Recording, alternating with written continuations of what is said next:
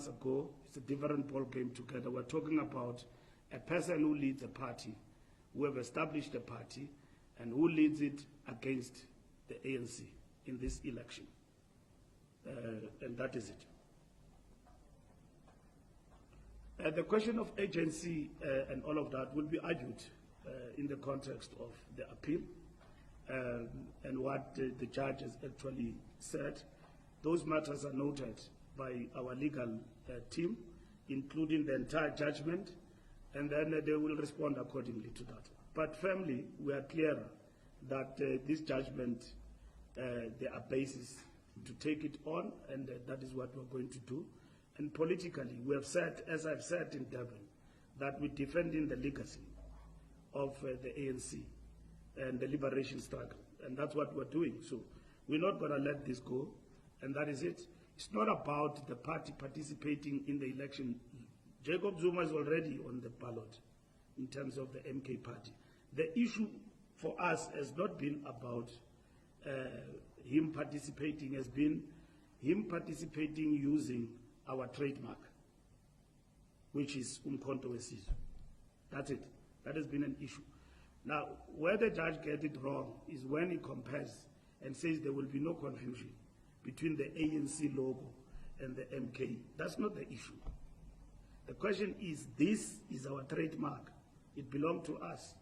And that we will not allow it to be used.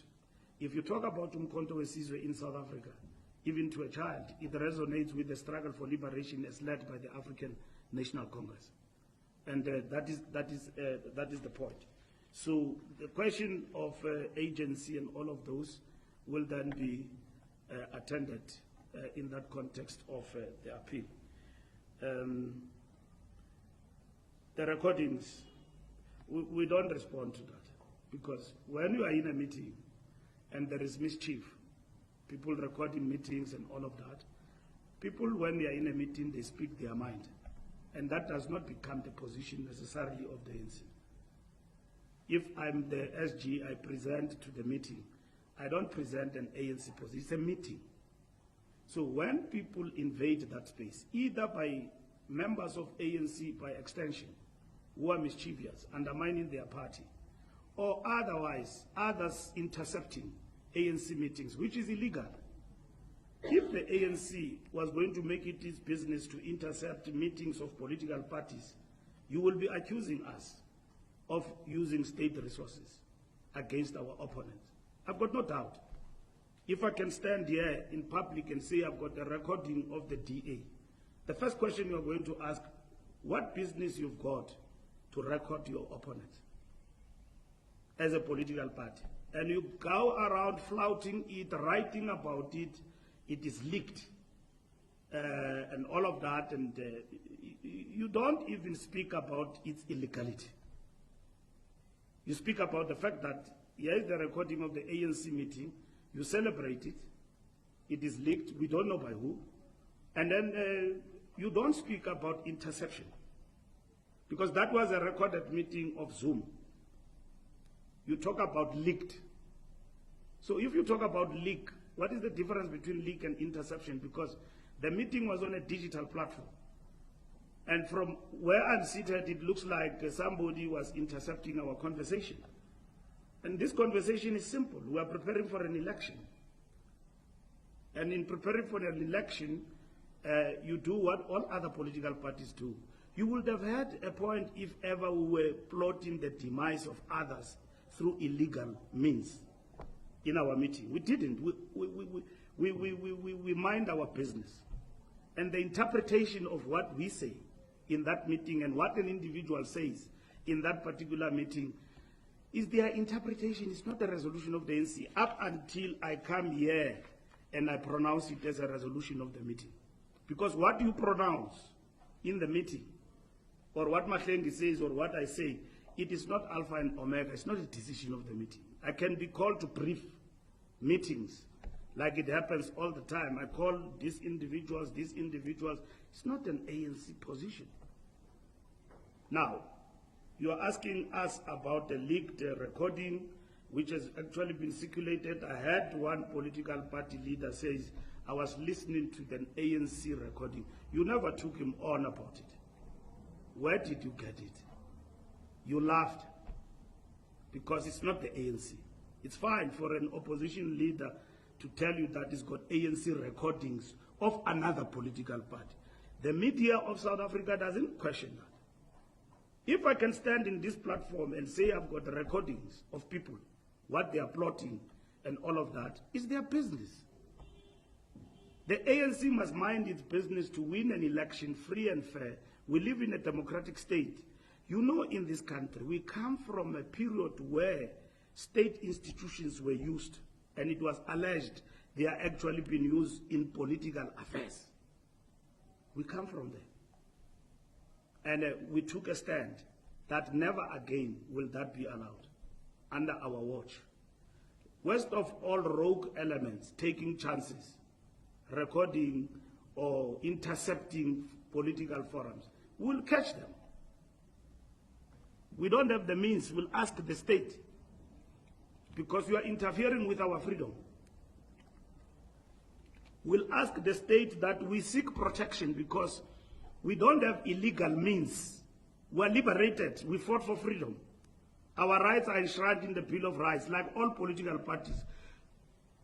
If somebody sits with you as a journalist and give you a download of our meeting, it's not your problem. It's a problem of that individual and his integrity and his political consciousness, that that person have decided to become a double agent.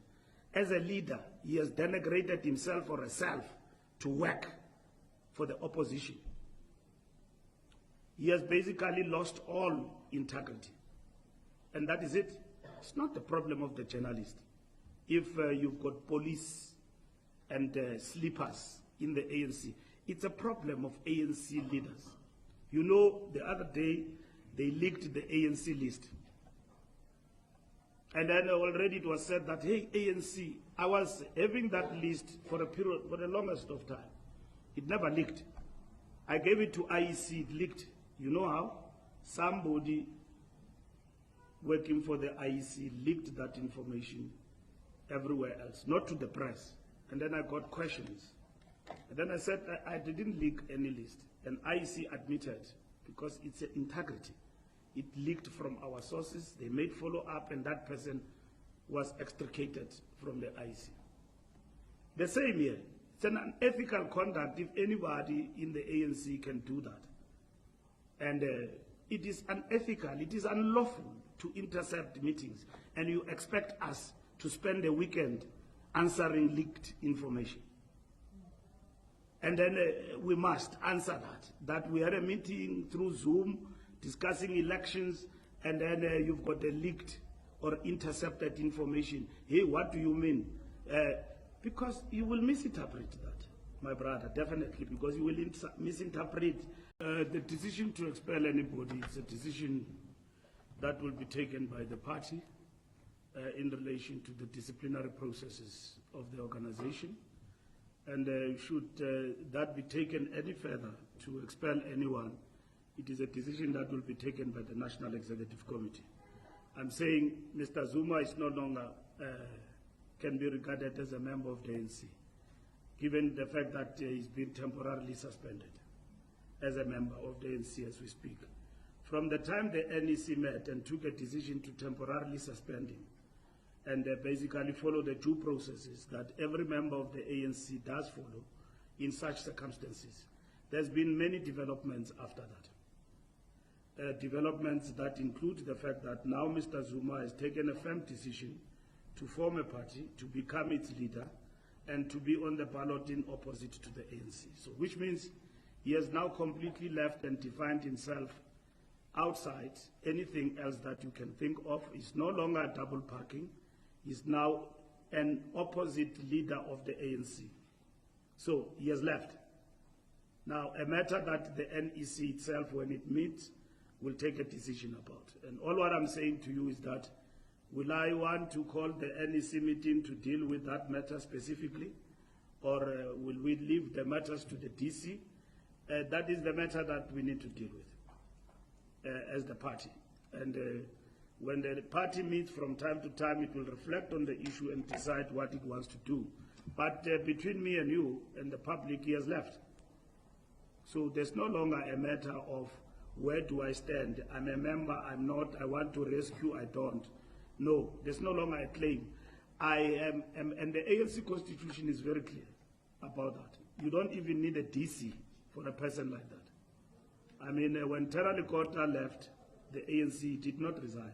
He just formed COPE, and they were gone with Sam Shiloh and them. What's the difference today between that and Zuma? You must expect that Zuma has been playing these tactics because he wants to say he was expelled, when he has expelled himself from the party. So that tactic equally works for him, in galvanizing victim syndrome approach of Jacob Zuma, so to say, because he thrives on that. So he wants to say he was expelled. So what we will not do, we will not stop what we're doing and basically convene on Zuma, who has left the ANC. He's not a member. He's temporarily suspended, he's subjected to disciplinary processes. Whilst those processes are continuing, he has left the organization. He's now a leader confirmed of MK Party that we are in court contesting its existence. And that's what has happened.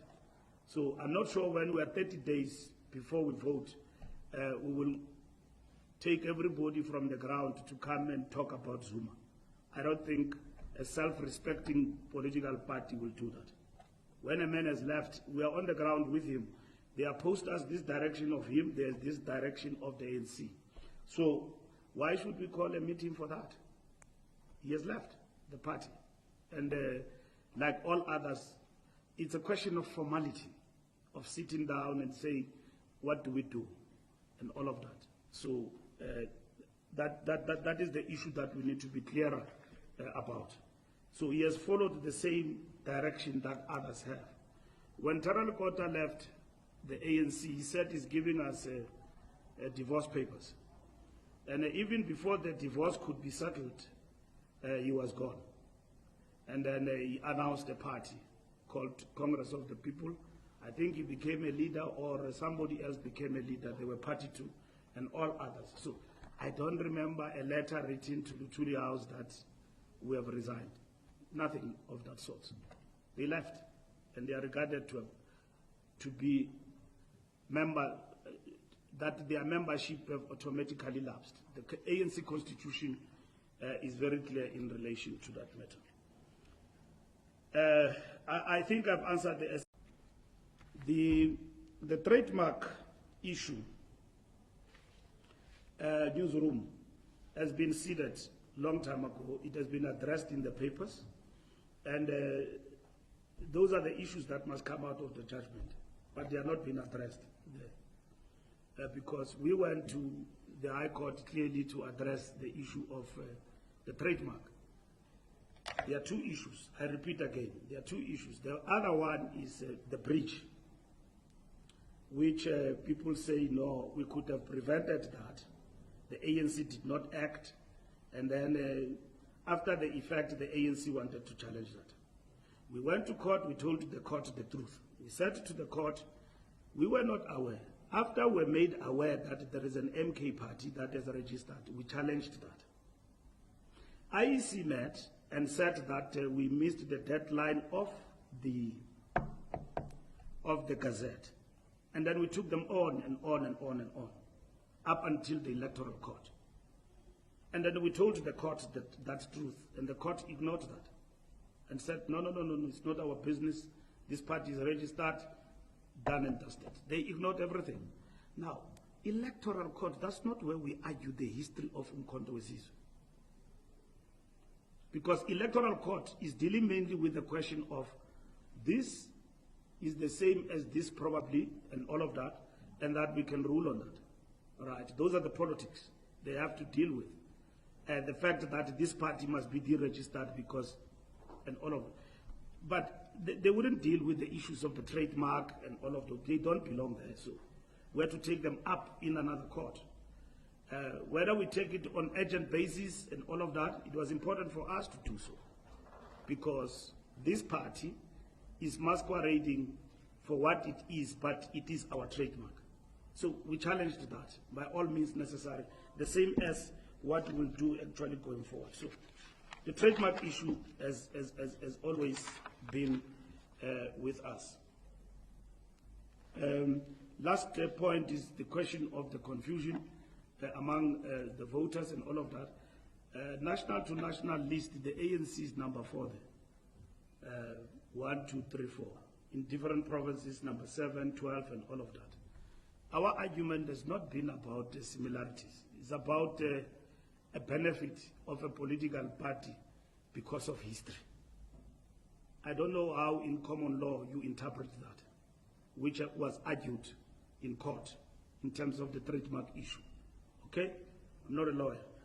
You benefit out of the fact that our history is common, and this is what our people know.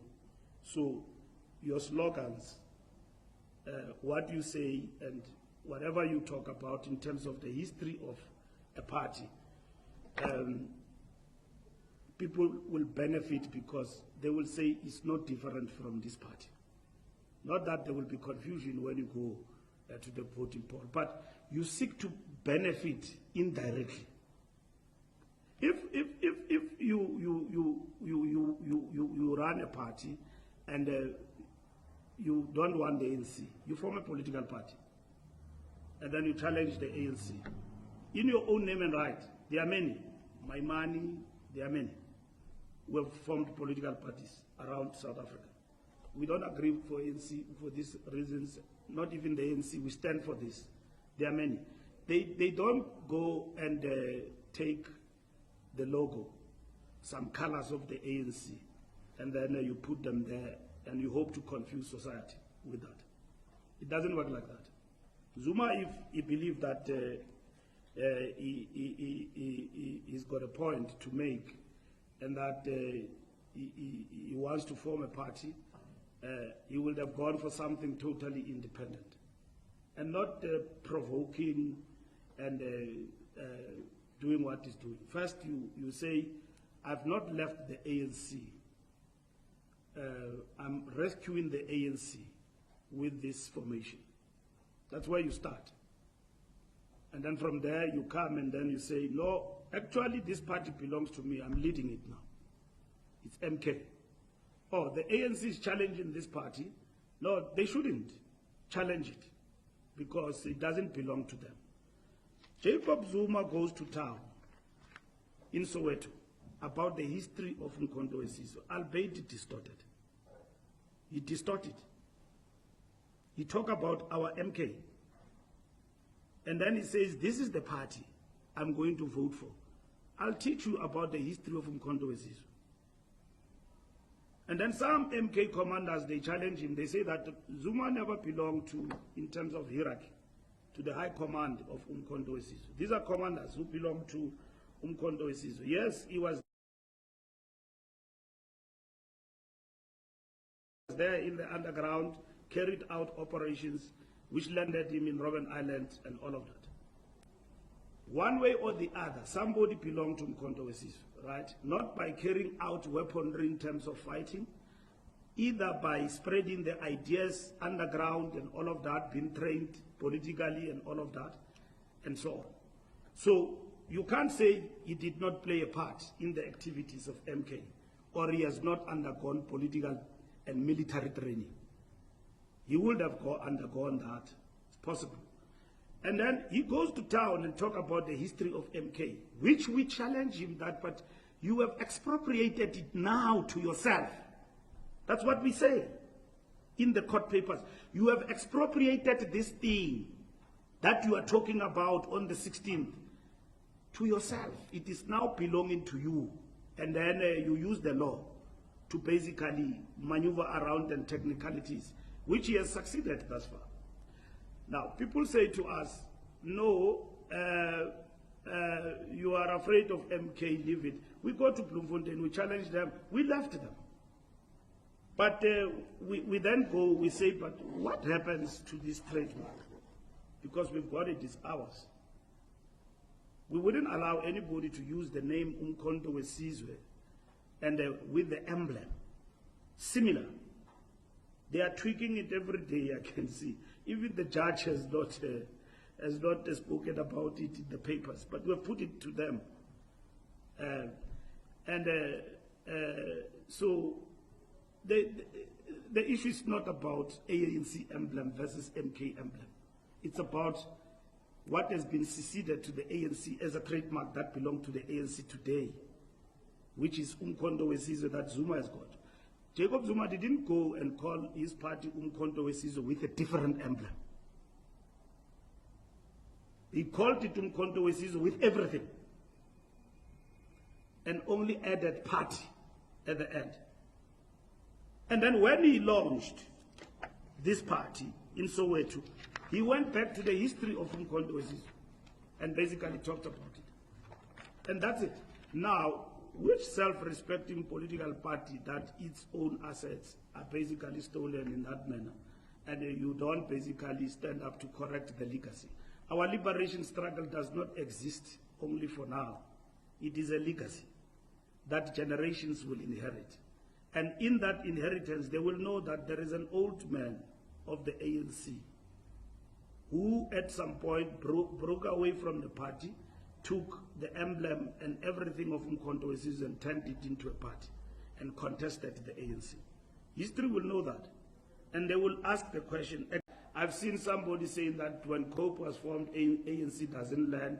We lost that case of COPE because we did not have a registered trademark of Congress of the People. And they went to court and said it doesn't belong to the ANC. And we lost. But we knew that they too were taking a chance, because when they called themselves Congress of the People, they were coming close to the ANC and wanted to garner votes, get back door. And that's what we were trying to do. We challenged them.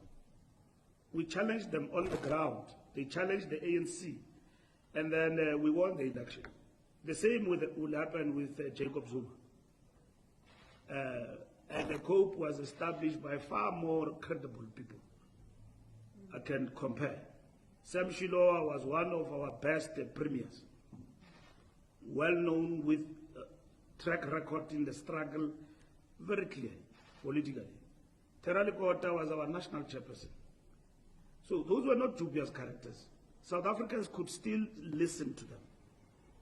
And that is why they got away with the numbers they did. And it was a tsunami, because wherever they go, if probably they didn't fight among themselves, they could have given us a tough time going into the future. But it's just that their struggles were too quick. Now, so compared to this, it's another thing.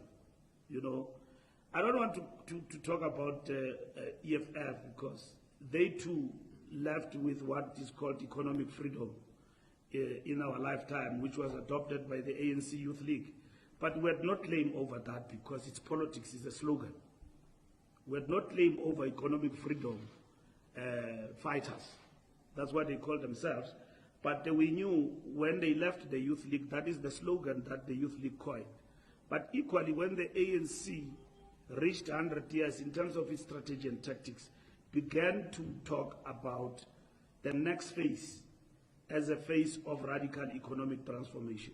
And that phase must be defined by economic freedom. It's there in the strategy and tactics of the ANC. So we couldn't go to court and argue and say, no, they left. Even if we say they left, they didn't leave, they were expelled. Zuma was not expelled. He was in the ANC. He decided to implode the ANC from within by creating political parties, encouraging them, not only in this election, even in the last election. And some of those political parties are still there in the terrain. They did claim that our Dalai Lama is Jacob Zuma. And that time, he did not get the result, because they promised him that they'll give him 6 million South Africans.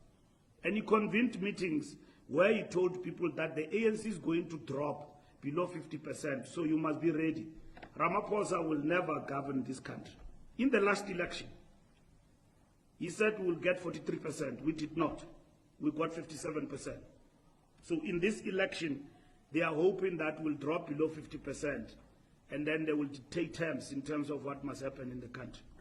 So that's what Jacob Zuma is about. and his political party. If you can ask him about his manifesto and all of that, where it was launched, what happened, and so on, you will never find it anywhere. It is led by interim leaders everywhere, and people are dismissed every weekend. And that is it. And he changes, he becomes the leader as and when it favors him. And that is it. This is not a political party, it's a project. And it's a project meant to disrupt the ANC, and not for any other purpose, for Mr. Zuma's interest, disguised as a radical form of things to happen that Ramaphosa and his so-called ANC have not done. Who himself he has been party to in terms of this organization. This organization has become better and is going to become better and healthier going forward. In terms of policy, direction, certainty, leading the people with integrity, that's what is going to happen with this ANC going forward, because the ANC have adopted the renewal program, which Jacob Zuma never embraced. He has never embraced that. The first point of call of the rejection of that renewal is the outcome of the Zondo Commission, which he himself have called on all of us, which even myself, I went to the Zondo Commission. When he launched it, he said all ANC members and everybody must go and appear before the Zondo Commission. He left there before lunchtime. And it defied, and it defied, and defied, and defied, and defied. But what have we done? Nothing. We did nothing to him. But he brings the whole organization there and want to bring the entire movement down. And that is it. And then, at best, let the ANC die rather than if my issues are not addressed. What are those issues? Whom have we raised those issues with? We don't know. Not with us. And from where we are standing as this leadership, we did nothing wrong to him. And we were equally shocked and dismayed by his actions. As much as we have been very much cautious and circumspect in dealing with some of the issues that is raising, to the point where in which, to the opposite of what you people of the media and others are raising, that we have never attacked Zuma. We just refer to him in passing, that's all. And then we have never said anything major about him and all of that. So neither our president or anyone, they cry about me. What have I said? I only say that he's somebody, when I look at him, is very thankless. And that's all what I said. I didn't say anything about his party, his movement and anything. He's got a movement and that's it. His people threaten ANC members every day in KZN. And they espouse violence every day. Nobody has spoken about that. They threaten elections every day. Nobody has spoken about that. What is violent about us? What have we done? We've never disrupted these meetings. We don't tear apart posters of political parties.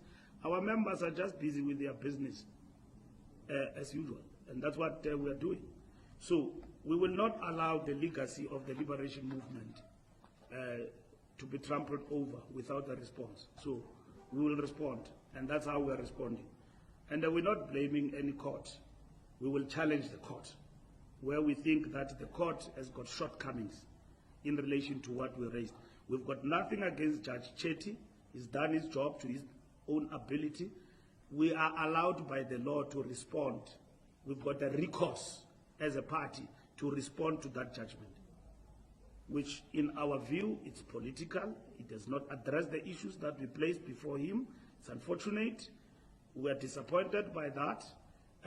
Nonetheless, we will study it and go to the next step of appealing the judgment. That we are going to do. Thank you very much.